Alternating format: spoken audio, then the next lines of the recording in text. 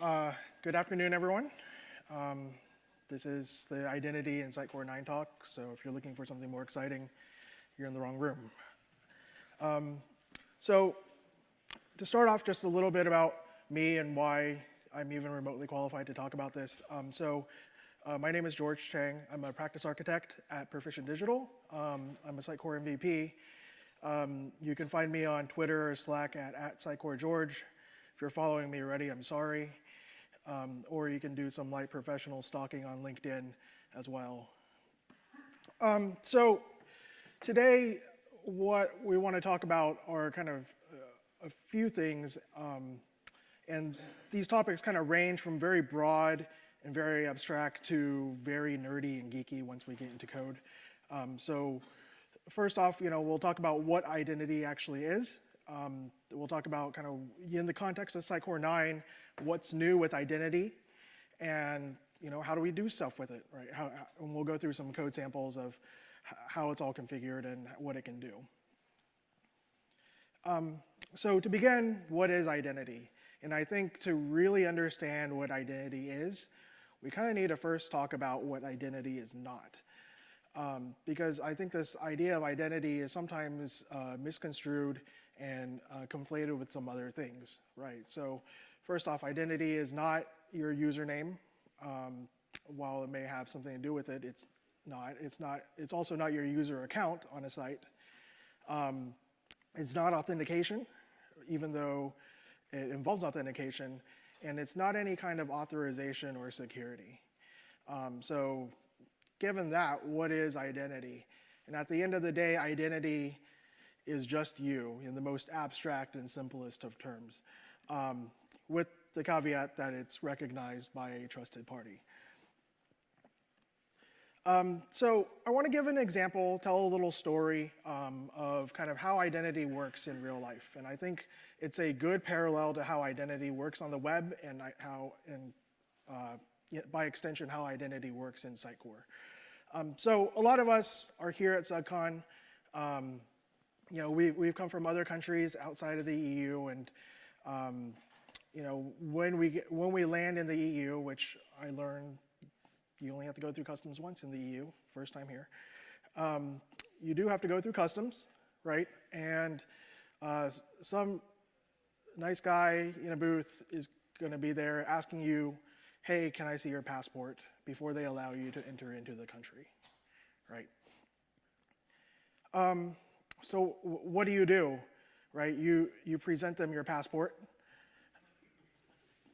real or otherwise. And let's talk about this whole idea of a passport, right? Let's forget everything we know about passports and customs and all this stuff, and you just kind of think about what the nuts and bolts of this is, right? Your passport is basically this book of paper that has some identifying information about you, your picture, your name, your birth date, your country of origin, your birthplace. It doesn't have every single detail about you, right? So while it talks about, while we talked about birth date and name and such, it doesn't have things like blood type, shoe size, favorite color, right? It's only a sampling of the information about you. You're more than just what's on your passport. The information that's on your passport is also not very secret, right? Other people know what you look like. They know your name. They hopefully know your birthday and will throw you a party. This isn't some top secret thing that you need to keep close to the vest, but rather it's information that multiple people know.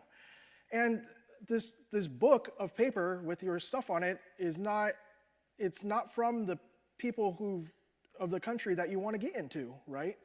So if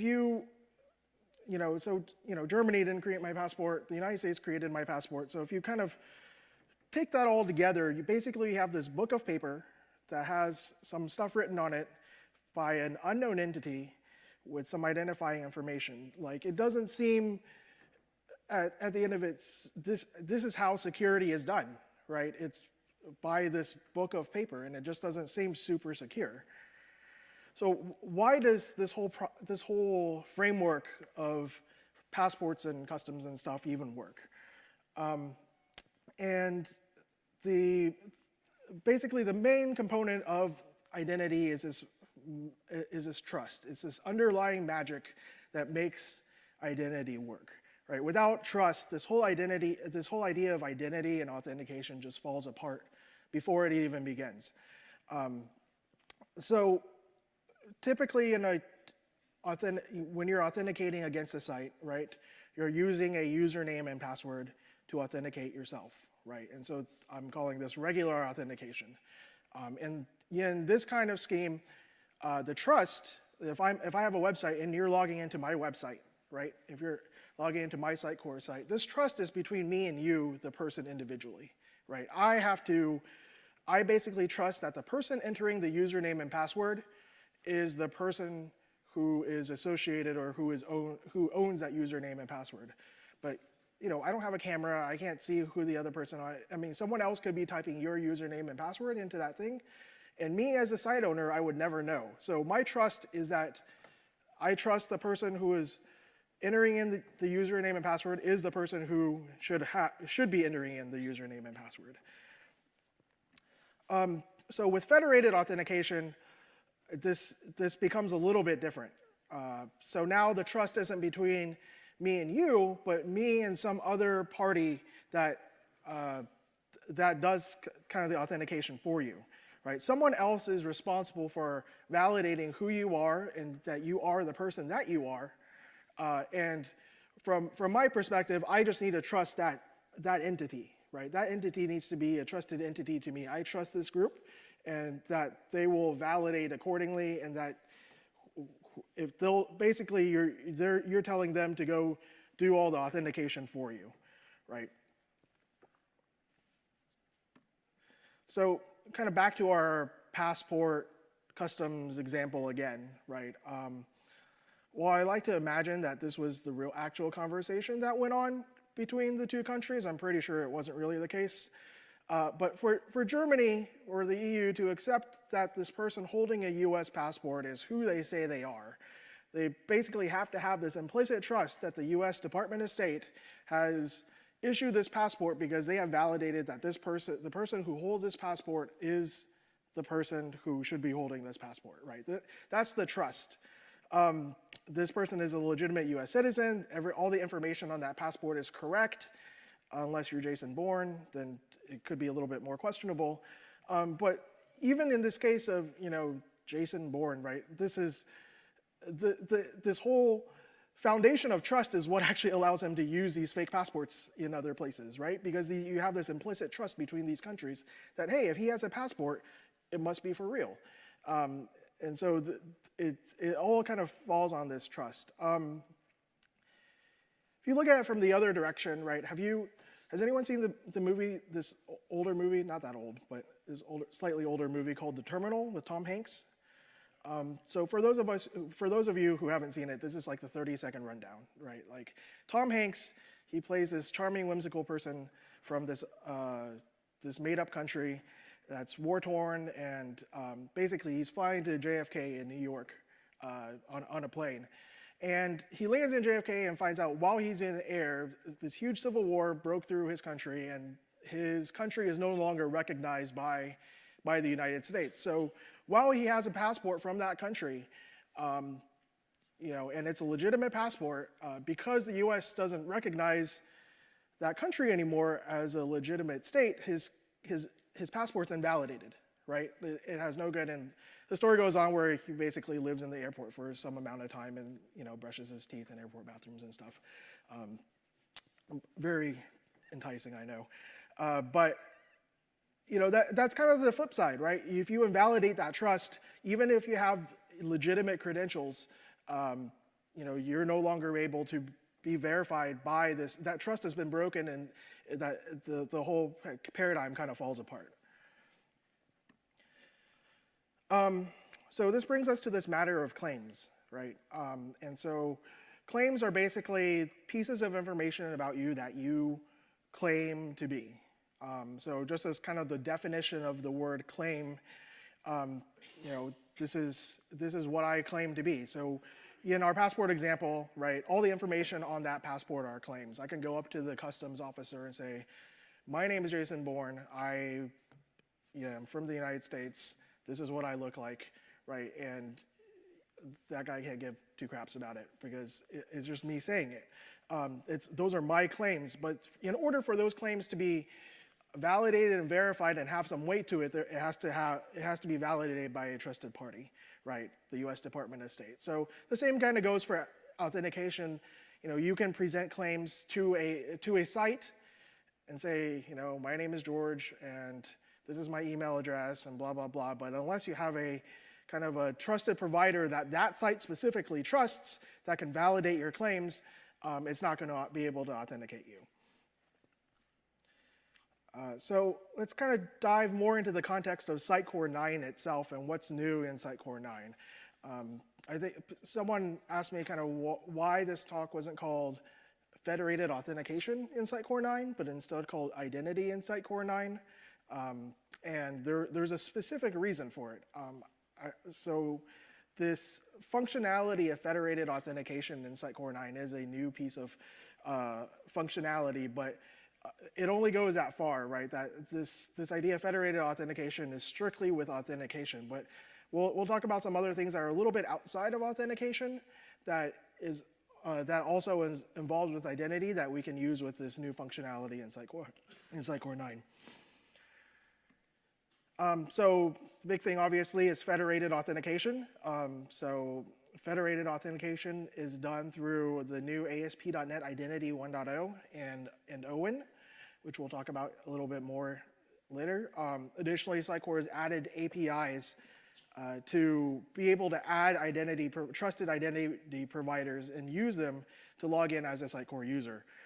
So this also includes functionalities to create the cool little buttons you see on the bottom to actually do the single sign-on. So it's actually a pretty good package that gets put together to really integrate this into the Sitecore platform. So up until version 9, and actually including version 9, Sitecore has been using this older ASP.NET membership provider to support Sitecore logins. So all our Sitecore logins, for those of you who've dealt with membership, have dealt with dealing with the user profile tables and the role tables in the core database in SQL Server. This is a standard .NET Framework membership provider structure. So the schema and everything is dictated by the framework itself. So this kind of limits your flexibility on how you want to define your schemas. You may have run into issues on like, oh, I just want to be able to put an extra field or move this out or everything, but you're going to wind up breaking the membership provider if you do. And so since all this user information is stored in this single repository, what that means is that your credentials are maintained by this repository, by this single database. And that means your credentials are unique to Sitecore, right? The username and password you have in Sitecore, if you change it, it's only going to affect Sitecore. It's not going to affect anything else. It's unique to that one system. So using our kind of standard Sitecore login, our fearless hero, Jason Bourne, logs in with his super secure password of password, right? That password gets hashed and checked against the hash value in the database. And if they match, it authenticates. This is the classic old school type of authentication that I think a lot of us are familiar with. So this new ASP.NET Identity stuff that's implemented in Sitecore 9, Microsoft has done a lot of things to kind of change this how this works pretty significantly. So the new framework has moved to kind of a claims-based identity. We talked about claims a little bit ago. Those properties are presented by a trusted authority, right? So this authentication is also managed outside of the scope of your application. So your login page, your authentication and everything that's outside of your application, it's basically been decentralized to somewhere else. So that's because the authentication is now handled in the OWIN pipelines, which we'll talk about in a little bit through the OWIN middleware. Also, we tend to talk about federated authentication a lot with social networks. And part of that reason is because that's what we as consumers typically are engaged with single sign-on and federated authentication. When you go to a site, it may say, hey, log in with Facebook, log in with Google, log in with Twitter, or something, and that's kind of what we're used to. But that's not something I would encourage you to do as part of a corporate or enterprise type of scenario, right? Like those are kind of more towards personal, but we'll kind of, a lot of the examples are through Facebook because Cambridge Analytica, I don't know, but in a real kind of enterprise scenario, you would want to look at Azure Active Directory or like G Suite or whatever your authentication mechanism is for your enterprise. So with this new ASP.NET identity, right, Jason Bourne is presented with some new buttons. He logs into his Facebook account because obviously he has one, and if he's not logged in already, right, and then he's prompted, if he hasn't accessed Sitecore with this way before, he's prompted to say, hey, Sitecore wants to see, wants to know your name, your email address, whatever, your personal information. And that's kind of important. We'll talk about that in a second. But after he clicks OK, he's authenticated in Sitecore. He's taken back, and he's into the Sitecore Launchpad without ever having to type in a username and password in Sitecore itself. So if he had logged in already, right, like he wouldn't have that login screen, and if he had authenticated already, the next time he comes back to Sitecore, if he clicks the button and he's already logged in, he would see nothing. It would just take him directly to the Launchpad because it'll single sign-on. So what's so great about all this new stuff, right? So one, there's no separate username and password, which by all counts is pretty scary from a security perspective. You don't have to log in again if you're already logged in elsewhere. So in a corporate environment, if we're talking like Active Directory, you're probably logged in with your machine through Windows Auth, or maybe you have some other intranet sites that use that login already, and you're logged into those intranet sites. When you log into Sitecore, you're not requested for your username and password again.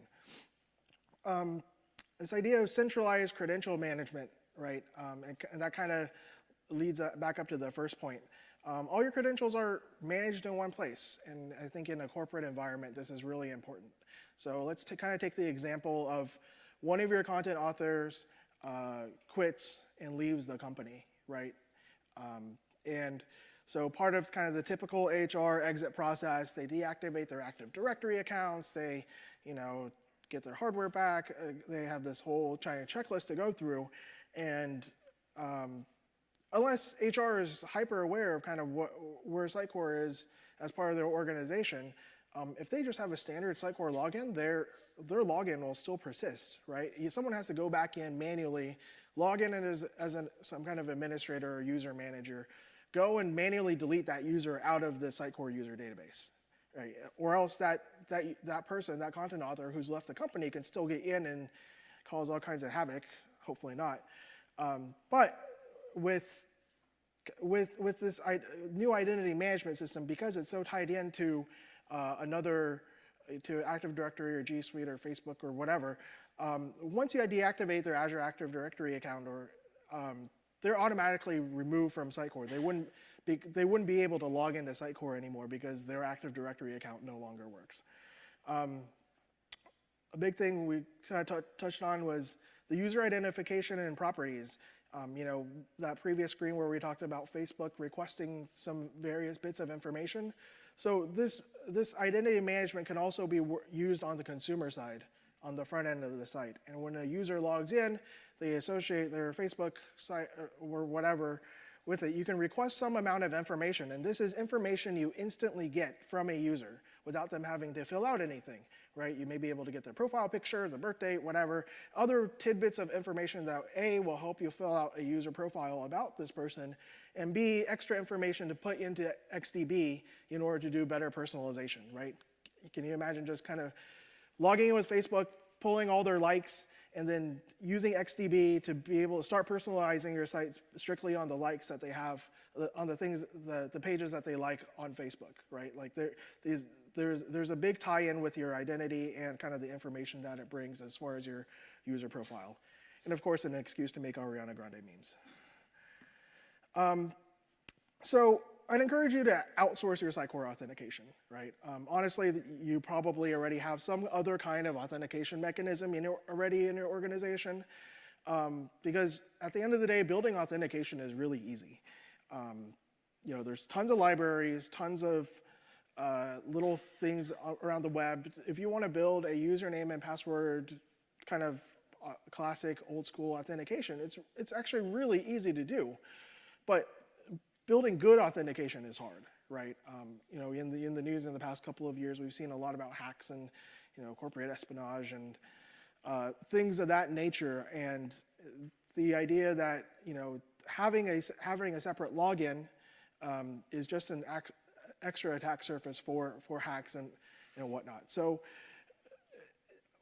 I think the question is, do you want that onus to be on you to take the responsibility for maintaining and making sure that your security is airtight, or do you just want to put this onus on someone else and let them deal with it, right? And I would say let someone else deal with it. Let someone else do the authentication and manage the security. Not just anyone else, but someone that you trust, right? Like if you're like, Facebook, I hate you guys. Don't use Facebook, right? If use Azure or something else, right? Like you have so many different choices to pick from, or you can create your own if you really wanted to and use it that way. So some of you may be thinking, well, I can do half the stuff already because I have the Active Azure Directory, the Sitecore Active Directory module. And the Active Directory module, has been updated for version 9, but all it does is it authenticates against an on-premises Active Directory via the LDAP protocol, and that's all it does, right? So anything else you wouldn't be able to do. So there's no capability for single sign-on. While your username and password are still the same, you still have to log in. You still have to go in and manually type your username and password. And even if you are using the Active Directory module, there's no capability for multiple providers, so you're using AD or nothing. There's no capability for different providers, so also you're using AD or nothing. But if you have on-premises Active Directory and you want to be able to take advantage of some of this, all you need to do is install ADFS, which is Active Directory Federation Services, Federation in the name. That works really well with ASP.NET Identity. Basically, ADFS brings kind of claims-based authentication to your on-premises Active Directory. Maybe channeling your inner Taylor Swift and saying, please, I do what I want. I don't need your fancy identity stuff. You can still use Sitecore accounts, but just know that with identity, it still supports cookie-based authentication, so it's very much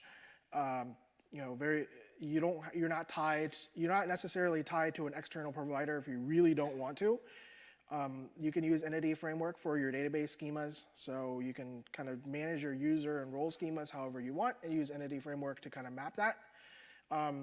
It comes with out-of-the-box account confirmation, password resets, single sign-on, a lot of things that were kind of missing from the original membership provider. There's also built-in support for two-factor authentication. That's kind of a big deal, and it kind of uses some outside services like Twilio for SMS or SendGrid for emails to be able to do two-factor authentication. And take this opportunity to basically start single sign-on for other applications in your organization, right? Use this as kind of your first step in implementing single sign-on, and then you can come back and implement your other internal applications to use a similar single sign-on mechanism. So we talked about OWIN a bit. So what is this whole OWIN thing? It's the Open Web Interface for .NET. Basically, it's an abstraction layer that sits between web servers and web applications. And this was originally, the idea has been floating around for a little while now. It was really kind of implemented, I think, in its entirety as it was intended in .NET Core. But they've kind of backported it sort of in a way back to .NET Framework. So Microsoft has developed a number of kind of OWIN compatible components, and they call it Project Katana because how do you think of a cooler project code name than Project Katana? But the architecture of this is pretty, it's laid out in layers, kind of what's shown on the right. So basically your web request comes in from the bottom of the stack, right? It hits IIS first, it hits ASP.NET, and then it goes through this middleware, which is the OWIN middleware before it actually hits your application, which in our case would be Sitecore, right? With .NET Framework, again, it's a little fuzzier because the OWIN stuff and the .NET stuff are a little bit more tied together. So those middle two layers are kind of one big conglomerate layer in a sense. But the idea is still the same. So how you use OWIN is you create these middleware components. They call them OMCs. And these, they're basically executed in series until the request actually reaches the application, right? So think of it as a number of gates that you have to pass before you can actually hit that application. And one of those gates can be authentication, right?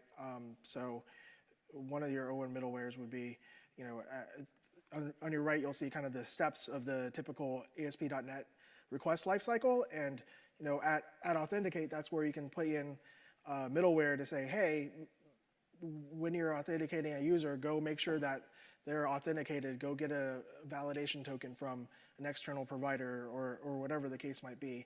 And it has to kind of go through all these steps before it actually hits your application. So there is some kind of segregation between your application, between Sitecore and your authentication scheme.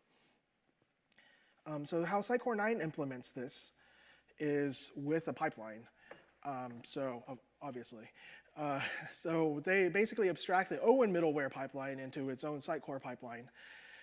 So all those stages that we just saw, you can't see that code, but basically that's the pipeline, and those are the processors in there, and those are all kind of built in, and basically they're these stage markers. So each of those processors don't really do anything, but they just mark on kind of where that processor should be running. So you'll see that authenticate, post-authenticate, authorize, those same steps, those kind of same stages that we saw earlier in the previous slide, but then you can insert your own pipeline processors as part of the OWIN pipeline in between each of those stage markers, kind of depending on what you're needing. And again, authentication is just one common usage of OWIN middleware. There's a bunch of stuff that you can do, you know, as far as executing things as part of the ASP.NET request lifecycle. So enough fun slides. Let's look at some code samples.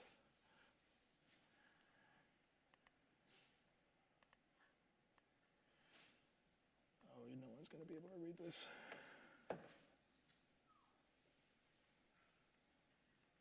Seriously? It's as big as you're going to go?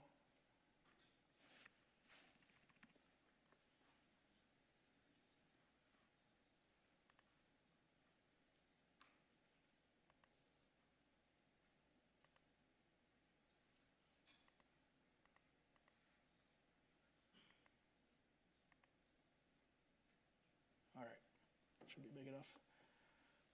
So let's start here. Well, let's start here.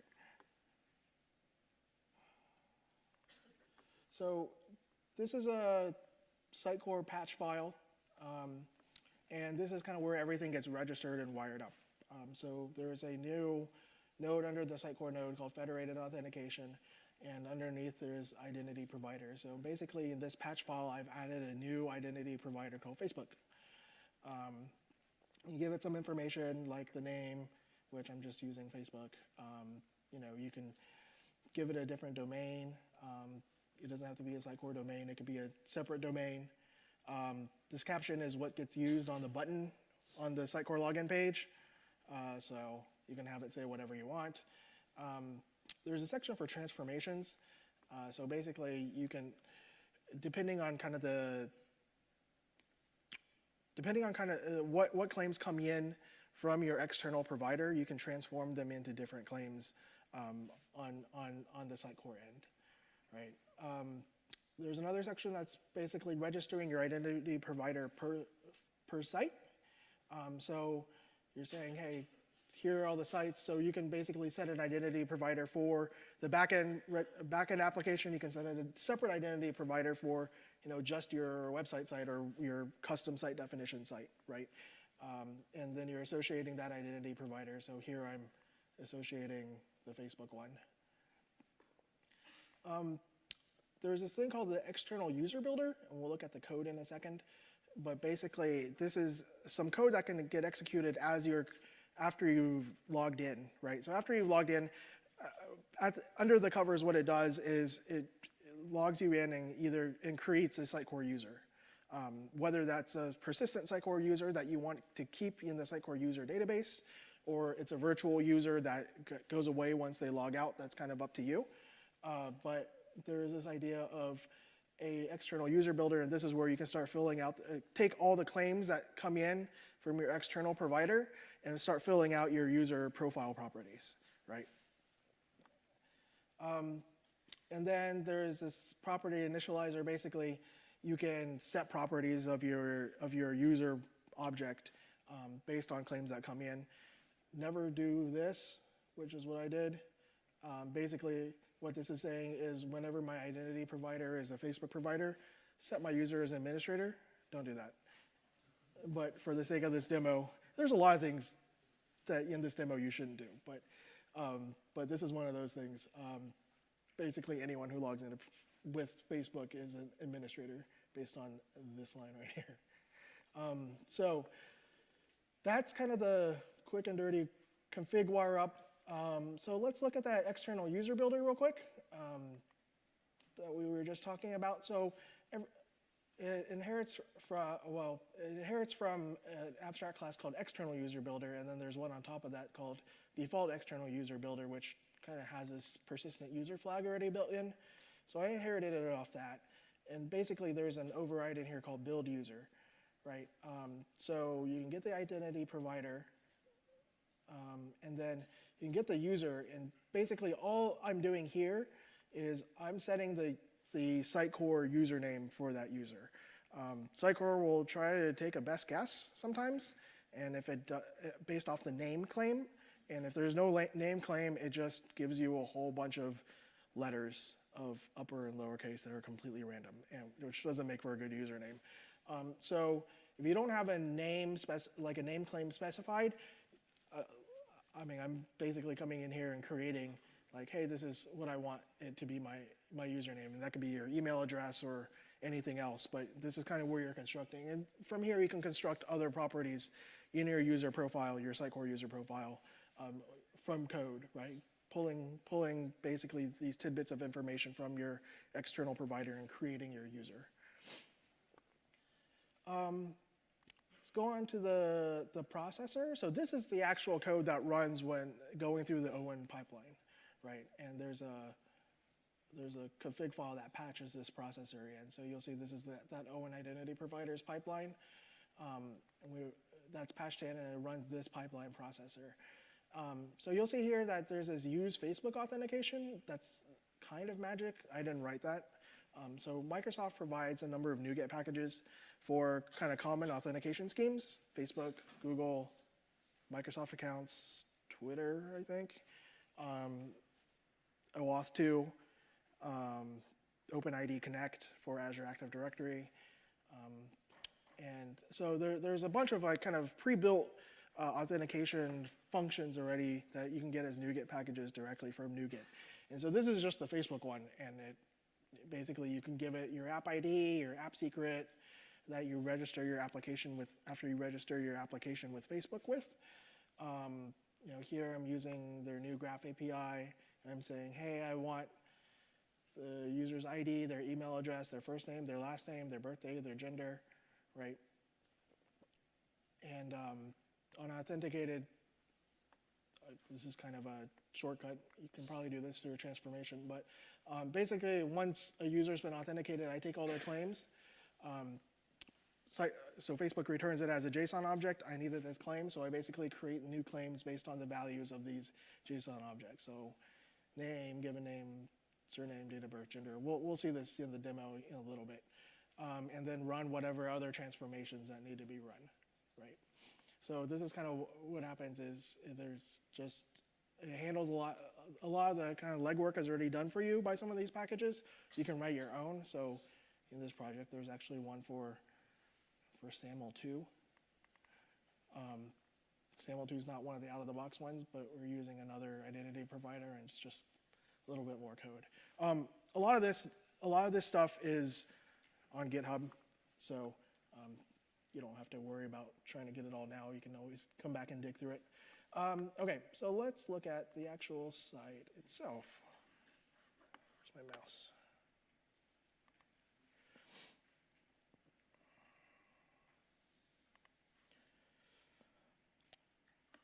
So you'll see here, this is the Facebook for Developers site. This is where I've registered my application. So give it a redirect URL, some random things. Basically, I'm saying, hey, and get my app ID and app secret, and register that with Sitecore, right? So basically, I'm saying, hey, Facebook, I have this application. And I say it's okay for it to use my the Facebook login mechanism, right? So let's look at this first. So here's our good old Sitecore login page, and you'll see that we have that login with Facebook button down here. Click on it. I'm already logged in. Ignore that because I didn't kill that warning. But you'll see that, hey, Sitecore OWIN wants to receive your public profile, birthday, current city, and email address. Those are the things that I requested as part of that original authentication URL, right? So cool.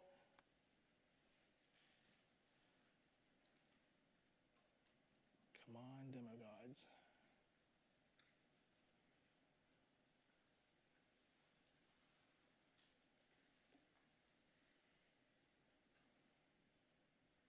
Come on. Yay. So logged in, right? I didn't have to enter a username or password. It sees me here as George Chang, because that's what that external user builder built. So I'm in here as a virtual user. So when I log out, it doesn't persist this user in the Sitecore database. It's just when I'm logged in. So you'll see it's not in the list, right? So that's kind of the back end. Otherwise it works just like regular Sitecore login, except without the actual Sitecore login. You're just logging in with your Facebook account. So when I come back, because I've approved it already, it should be pretty quick. Pretty cool. So that's on the back end. So let's look a little bit on the front end, right? So I put together this super simple, extremely pretty POC. No one's going to see this. So basically, I went in and I fetched the identity providers that are provided. So we saw that there was Azure AD on this one and Facebook. So here I just pulled the same two. It generates the links. There's a pipeline that you have to execute to run this. But basically, you execute the pipeline and it generates the links. And so right now, it's saying my current user is extranet anonymous, right? So I'll do the same thing. I'll log in with Facebook. It's going to do the same thing. And so here's all the stuff that kind of comes back that I've kind of asked for, right? So here's my username. These are the claims. So a lot of these claims identifiers are kind of this URI, XML URI thing going on. So name identifier, name, identity provider. And so this is the stuff that I've kind of pulled out and I've created claims for earlier, right? We got this response from Facebook with, I had asked them for my birthday, my gender, stuff like that, right? And so that's what comes back, and when it came unauthenticated, we created those claims. So those are the claims that come back, right? So email address, given name, surname, date of birth, gender. So this is all coming out of Facebook. So you're not limited to basically just these things, right? You can be pulling all kinds of other information and taking those claims and pulling them in with your user's permission. Of course, we're not Cambridge Analytica, but you're basically kind of using another mechanism to be able to do your authentication and be alongside that pull other information about a user that comes along with your external provider. So that kind of wraps it up for the demo. Basically, if you want to see some of this code, a lot of this code is over here on my GitHub site. That whole project that we were looking at earlier, it's out there. If you have any questions outside of what we'll do questions in a little bit. Feel free to reach out to me at Sitecore George, either on Slack or on Twitter. I'll help how I can. If you tell me my code on GitHub is broken, it probably is, and just let me know. Yeah, so thanks everyone. Maybe we can do questions. Yeah, first question. Is it possible to use the Federated Authentication as a membership provider?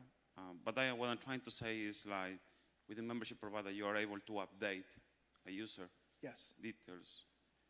And I guess, does it work with the same API, like membership, and then or you will have to use the identity from ASP.NET? You would have to use the identity, and then you would need to configure kind of your that user builder to update those properties. So you would want to use your external identity as your source of truth, right? All your properties should be outside of Sitecore, and then when they log into Sitecore, we had that external user builder. You would just want to send those new properties over and fill in the right places in the user profile and update it on the Sitecore side that way. And it also depends on whether you're using a persistent user or a virtual user. Okay. Any more questions?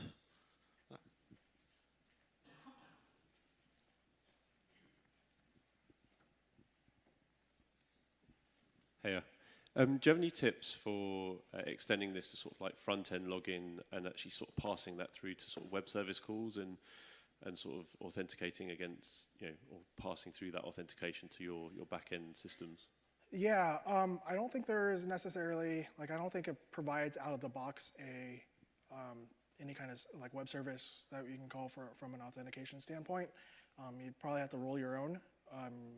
Either that or kind of depending on what you're planning on using for your external identity provider. A lot of them do have JavaScript APIs that you can use. It effectively works the same. Basically what Sitecore does is it takes that validation token and based off that validation token does what you need. So how you get that validation token is kind of outside of Sitecore, so you can still use their external provider APIs.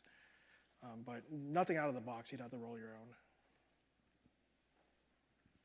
Did you use a virtual user for the demo? Yes. Or is that a requirement? For the demo, so you can go either way. It's a property on the user object when you create it, right? That is persistent user. But I can create a real one and put profile properties on it and all that kind of stuff. Yep. Okay. So if you just keep it as a persistent user, you can do all that. And then the next time they log in, it matches up with their existing Sitecore login. With their existing Sitecore user profile, and so all that data will still be there. Okay. Yep. Hi.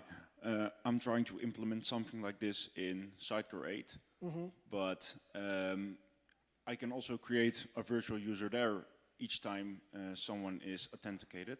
Yep. So what's the difference between this and Sitecore 9 or 8 and 9? Yeah. So with 8, a lot of this stuff wasn't built in. With 8, there wasn't the OWIN pipelines or anything. You could still use it, but you'd have to do some maneuvering to get around some of the kind of the cookie authentication that Sitecore does. I'm sure you've experienced it if you've been trying to do this. It's kind of I think it's doable. I think Baz Lichten had put together some blog posts about it. It's doable, but it's a little bit hairy, just because of the way that Sitecore does its cookie authentication. With Sitecore 9, it's built in. It's using that whole separate. It's not, this whole process is no longer using the membership provider. It's all using the new identity stuff. So it's nicer because it's all built in. Not to say that you can't do it with 8. It's probably just a little bit more difficult. Okay. Anyone else? Nobody? Okay, thank you, George. Thanks, everyone.